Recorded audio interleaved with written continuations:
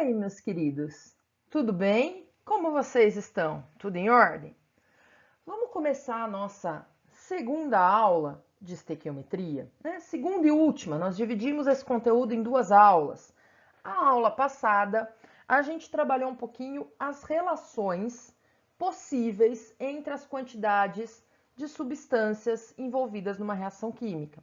Então, relacionei massa com massa, massa com mol, mol com volume, volume com massa. Eu só não entrei no mérito das moléculas.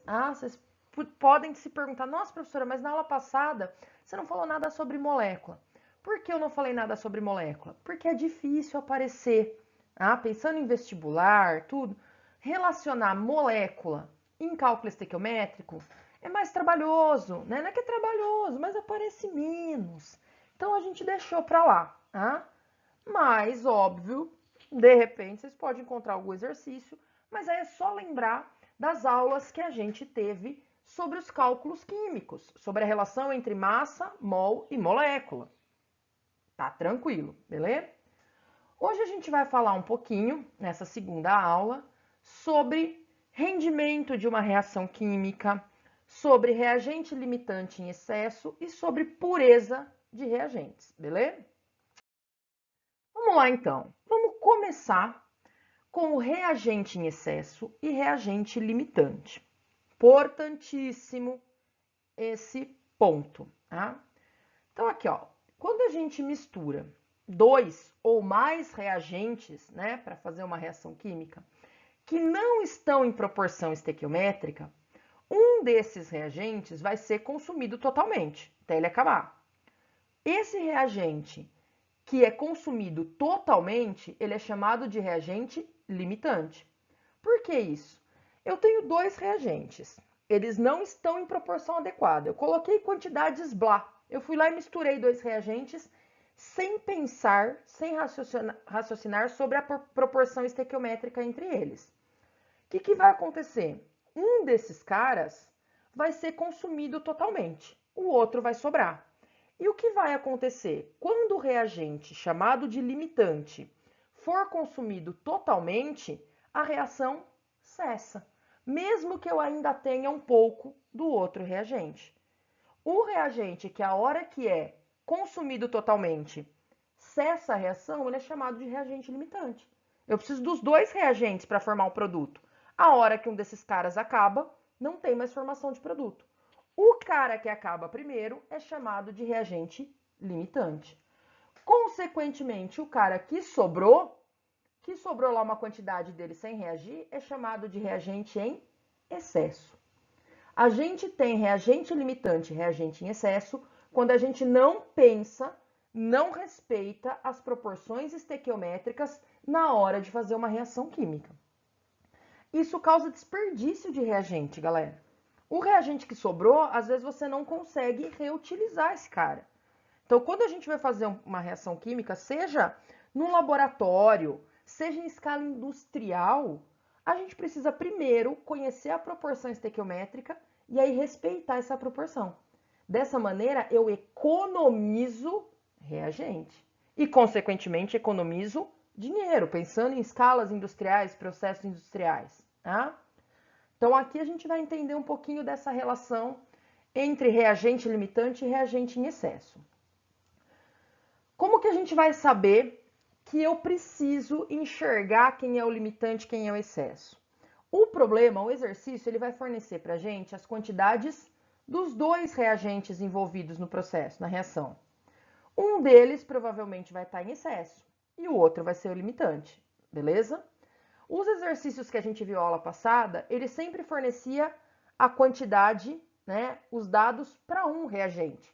Então, eu não precisava me preocupar se tinha reagente em excesso ou limitante, porque o outro reagente eu nem estava utilizando, eu nem queria saber. Nos exercícios que a gente falou da formação da amônia na aula passada, ele sempre fornecia para mim, ele queria saber a quantidade de amônia formada a partir da quantidade de nitrogênio. Então, ele me dava só os dados sobre o nitrogênio como reagente. O hidrogênio, que é o outro reagente, eu nem sabia de nada, porque eu não precisava. Nesse caso aqui, a gente vai ver que o exercício vai fornecer as quantidades dos dois reagentes envolvidos no processo. E aí eu vou precisar, a partir de alguns passos que a gente vai ver, determinar quem é o limitante e quem é o excesso. E aí eu preciso fazer o cálculo da formação de produto baseado no reagente limitante, porque é ele que vai determinar a hora que a reação acaba, o quanto de produto realmente é formado, beleza? Então, para fazer o cálculo estequiométrico, a gente vai precisar se basear no reagente que não está em excesso, no limitante. Então, para isso, a primeira coisa que a gente vai fazer num exercício é determinar o reagente limitante e o reagente em excesso. Então, vamos ver como que isso acontece com um exemplo para ficar mais fácil. Então, tem aqui a reação de formação da água a partir do gás hidrogênio e gás oxigênio. Ela já está balanceada, ok? Tá? Isso é importante, falei aula passada. Então, na reação, gás hidrogênio, 2 mols de hidrogênio mais 1 mol de gás oxigênio, formando 2 mols de água. Reagindo-se 3 gramas de hidrogênio e 30 gramas de oxigênio, qual a massa de água é formada? Percebam, o exercício deu a quantidade dos dois reagentes. Eu não posso escolher um dos dois e montar uma regra de 3 para ver a quantidade de massa de água formada. Não, eu não posso escolher aleatoriamente. Ah, eu achei mais bonito o hidrogênio. Não. Primeira coisa que eu vou fazer é, usando essas duas quantidades, encontrar quem é o reagente em excesso e quem é o reagente limitante. Beleza?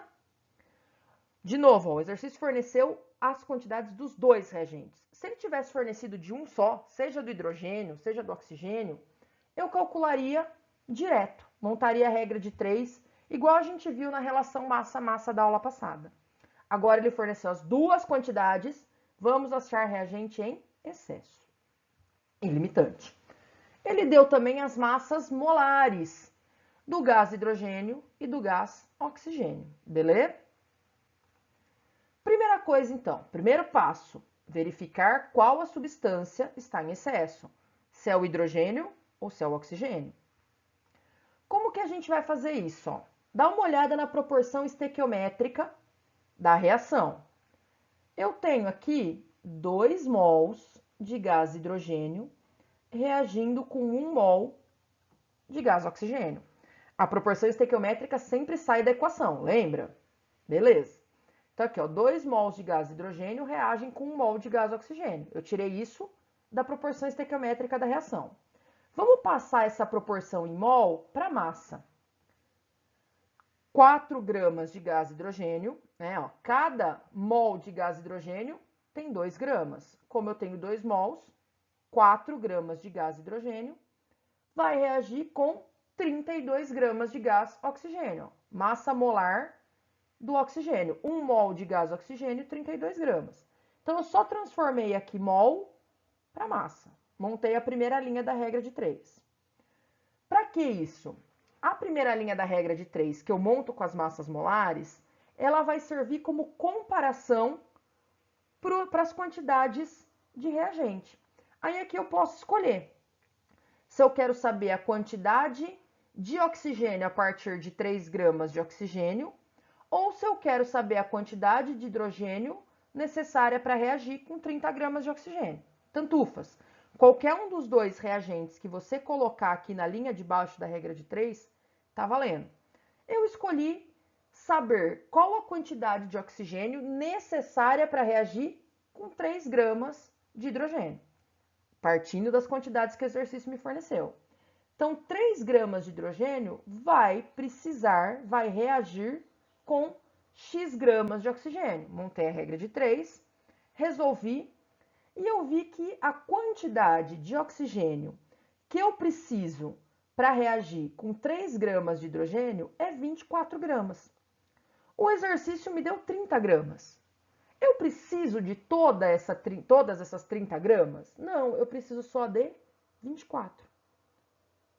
Se você fizesse com oxigênio, você ia achar uma quantidade maior de hidrogênio do que os 3 gramas. Aí você ia falar, peraí, mas eu não tenho tudo isso de hidrogênio.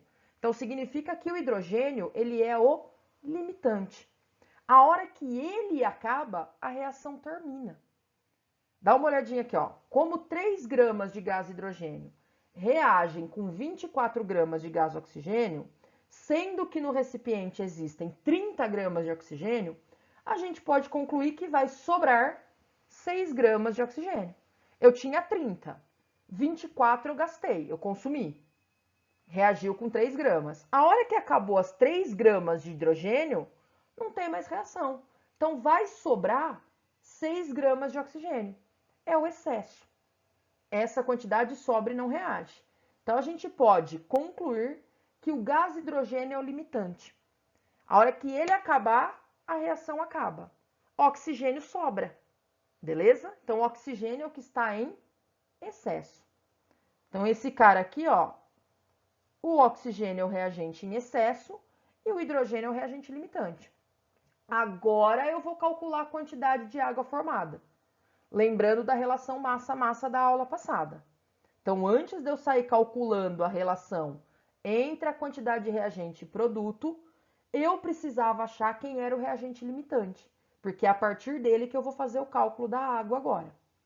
Por que isso? Porque o exercício me forneceu as duas quantidades de reagente. Beleza?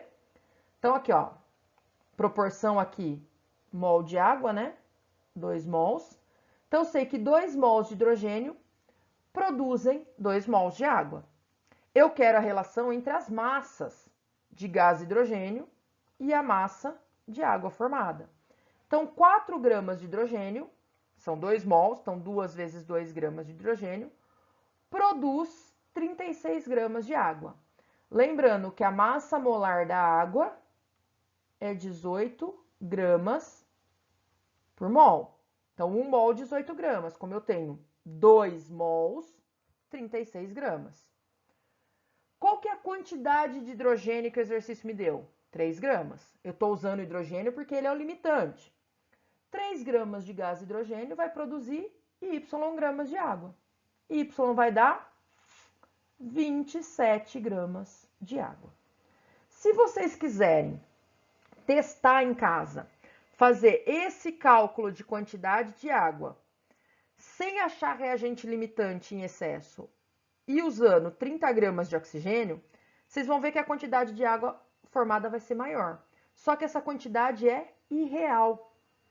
Por quê? Porque não é todo o oxigênio que vai reagir. Vai sobrar. Tá? Se vocês quiserem calcular a quantidade de água formada a partir de 24 gramas de O2, que é a quantidade real de O2 que reage, vocês vão chegar nos 27 gramas de água também, beleza? Então, ok, primeira parte, a gente vai fazer exercício sobre isso, né? Então, vamos para o segundo tópico da aula de hoje. Vamos falar um pouquinho da pureza de um reagente. Na maioria das vezes, galera, quando a gente está resolvendo exercício, às vezes o exercício nem fala nada pra gente. Aí a gente parte do princípio que a quantidade de reagente que o exercício deu é a quantidade que eu tenho que usar, beleza? Mas às vezes, né, não só às vezes, quando a gente está no mundo real, não no maravilhoso mundo de Gumball, quando a gente está no mundo real, os reagentes que a gente vai trabalhar, eles não são puros, né? Quando eu pego lá um reagente no armário, ele pode estar novinho, maravilhoso, fofo, a coisa mais linda do mundo.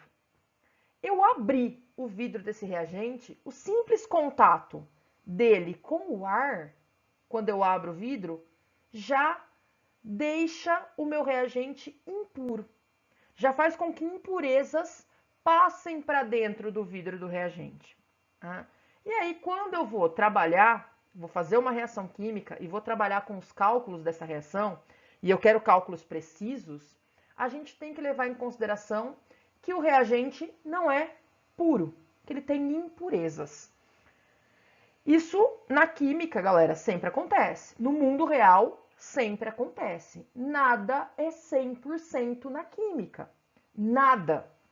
Tanto para pureza de substâncias, quanto para o próximo tópico que a gente vai falar daqui a pouco, que é rendimento de reação. Então guardem isso. 100% só no maravilhoso mundo de Gumball. Na vida real, aqui a vida real não é fácil, nada na química é 100%, beleza? Então, muitas vezes, os reagentes que a gente vai usar na nossa reação estão acompanhados de impurezas. E aí essas impurezas não me interessam, né? É substância que eu não quero que participe da reação. Eu quero só o reagente mesmo, só a substância que me interessa. Para isso, a gente vai precisar usar o conceito de pureza. Então, exemplo, ó, vamos pensar nesse, vamos interpretar esse exemplo.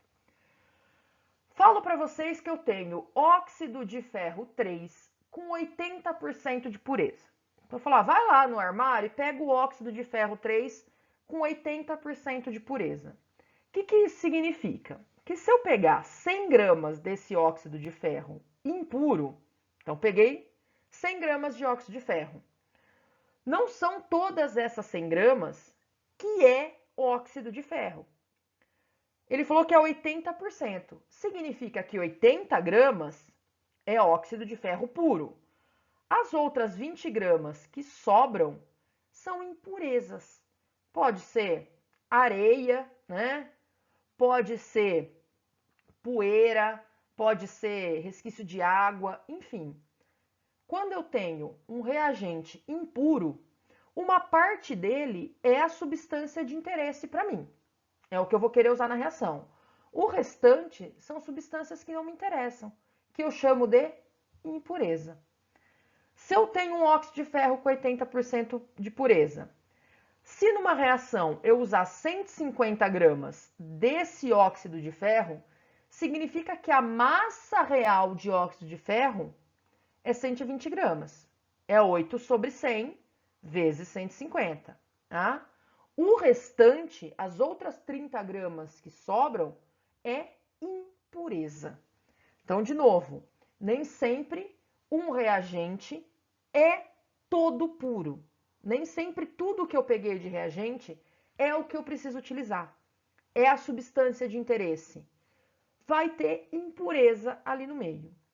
E aí a gente vai precisar descontar essa impureza. O exercício vai falar, galera, a gente vai ver depois nos exercícios, que o exercício vai dar essa deixa pra gente. Ele vai falar, uma substância com tantos por cento de impureza. Aí a gente vai descontar, tá? Então, agora eu só vou passar o conceito para vocês. A porcentagem de pureza indica qual a real quantidade de uma substância na amostra fornecida.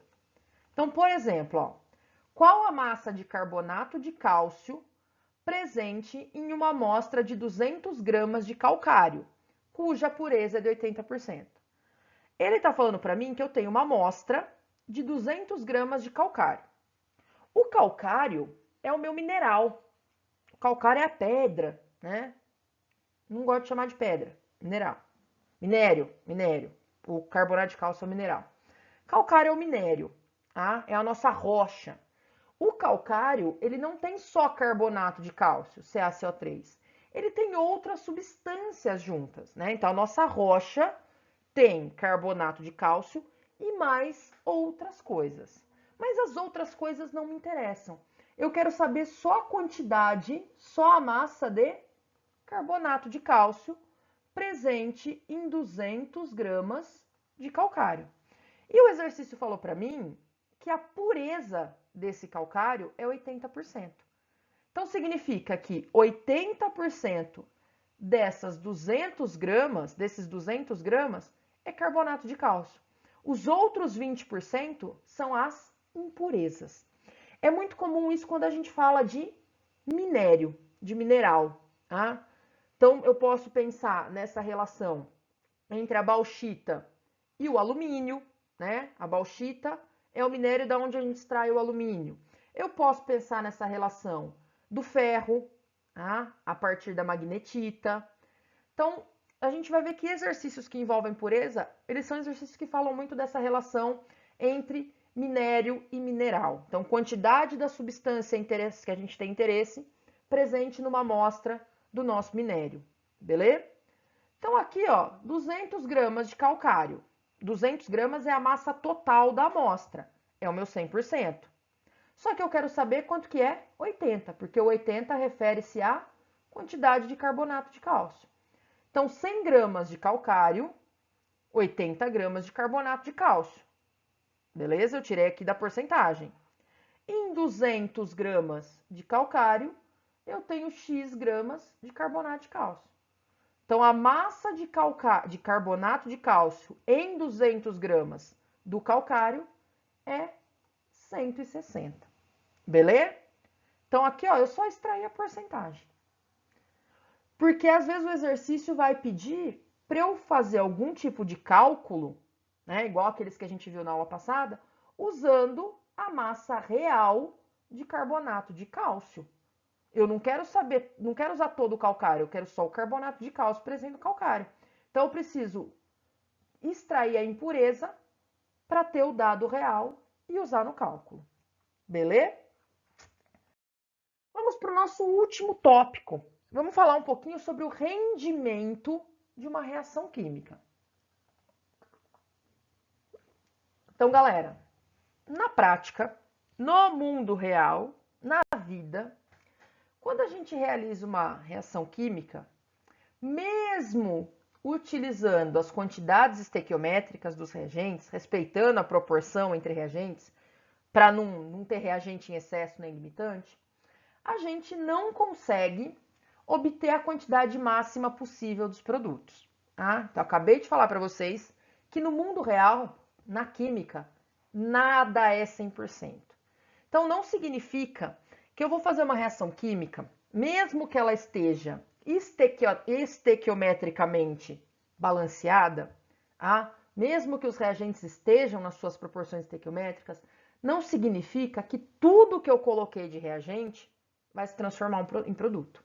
Isso não vai rolar. Sempre vai sobrar um pouquinho de reagente. Se eu tiver nas proporções estequiométricas, vai sobrar a quantidade dos dois reagentes. Se eu não tiver, eu vou ter o reagente em excesso e o limitante. Mas eu sempre vou ter uma sobra.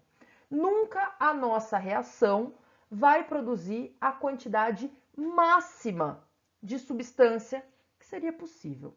Isso não vai acontecer, só no maravilhoso mundo de Gumball. Isso pode acontecer por vários fatores.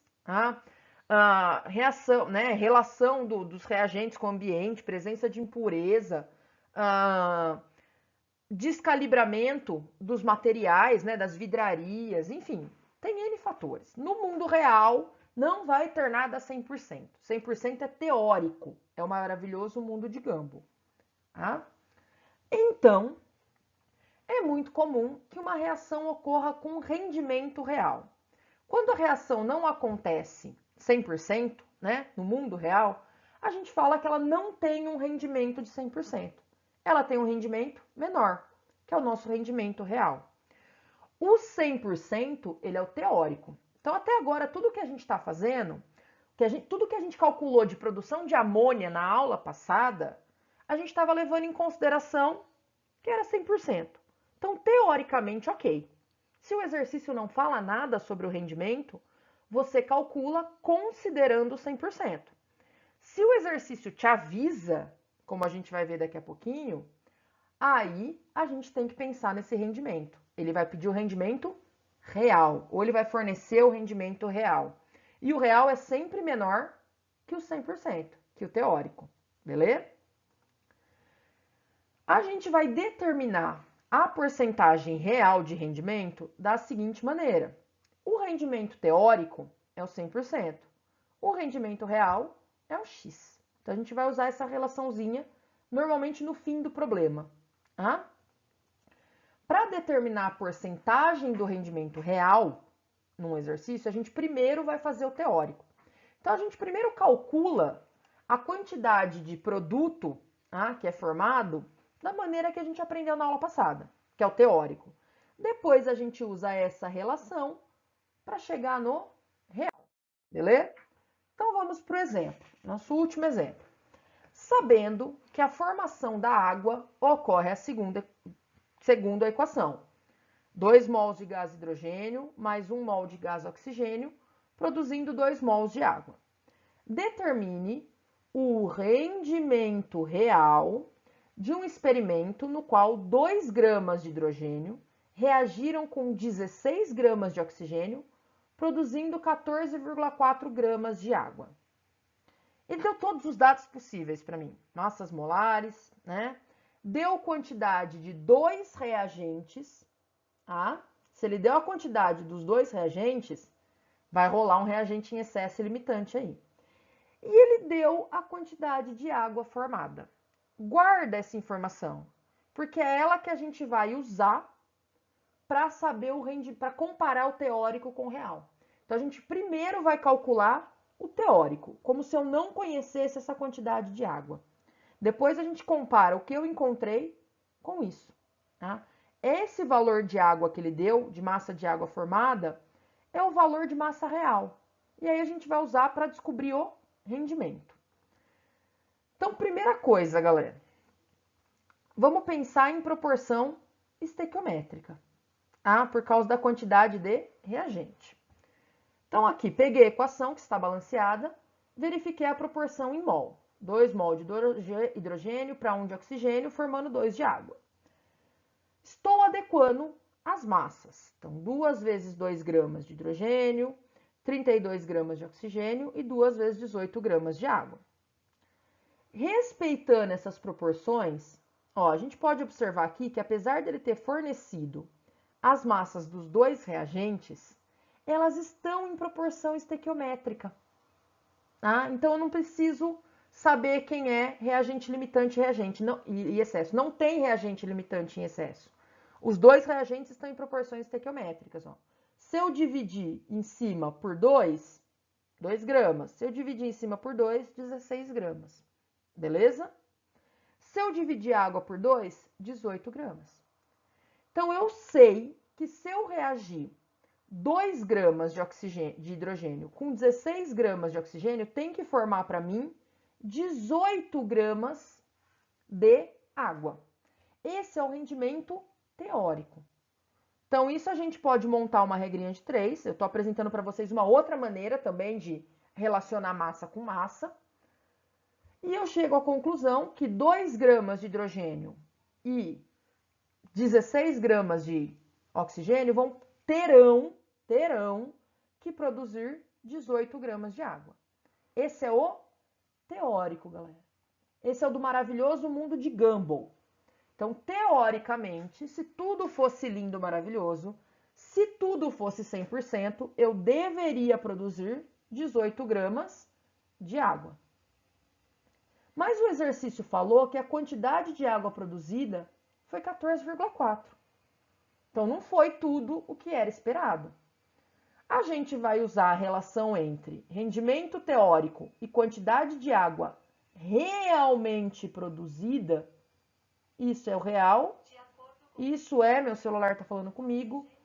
Isso é o Gumball. Beleza? Vamos agora achar o rendimento real, então. Como as massas dos reagentes gás hidrogênio e gás oxigênio estão em proporção estequiométrica, não existe reagente em excesso. Menos mal.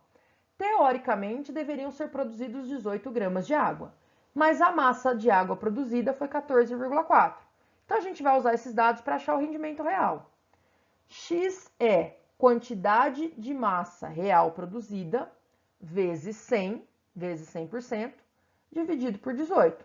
Ou eu posso fazer, ó, 18 gramas é 100%.